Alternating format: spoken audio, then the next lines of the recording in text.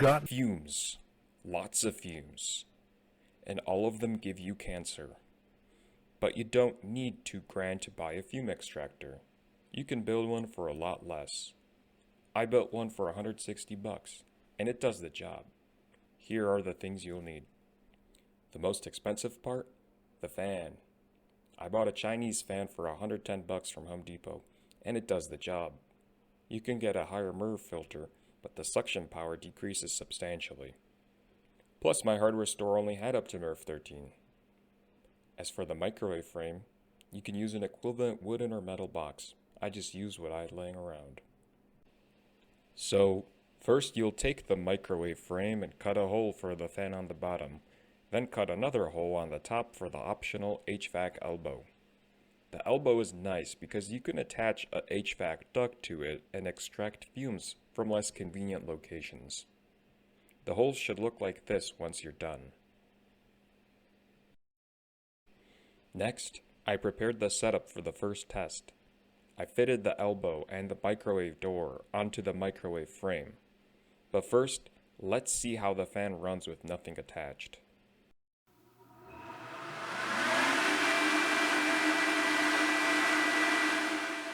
This fan is very loud, but also strong.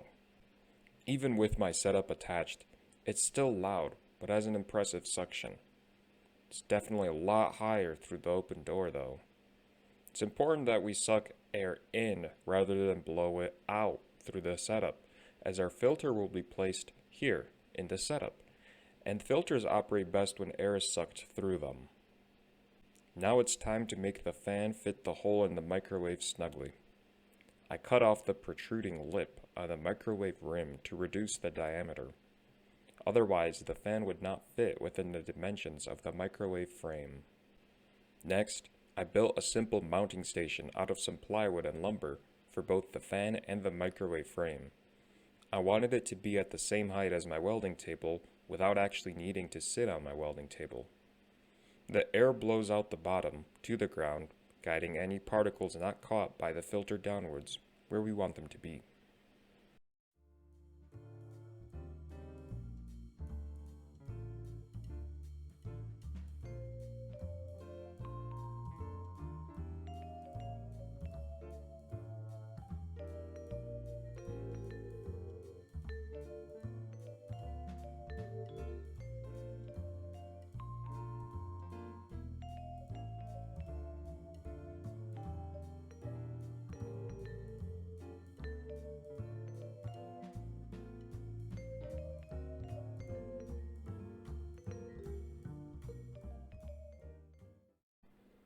Here's the fume extractor so far.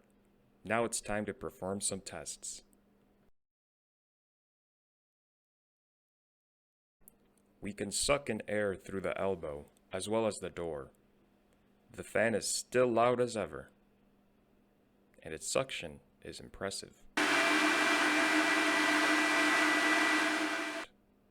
To illustrate its power, I tried to light a flame in front of the door, but it kept getting extinguished because of the wind.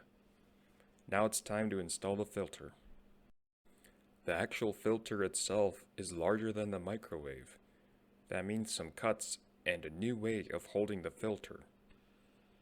Now it's cutting time.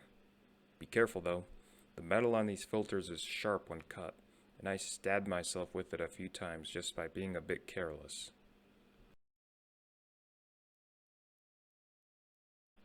This is the filter attached to the clamps. I will trim the excess filter once installed. It was a tight fit, but it shouldn't fall out. It fits snugly in there. The air will flow downwards. Now it's time for more tests.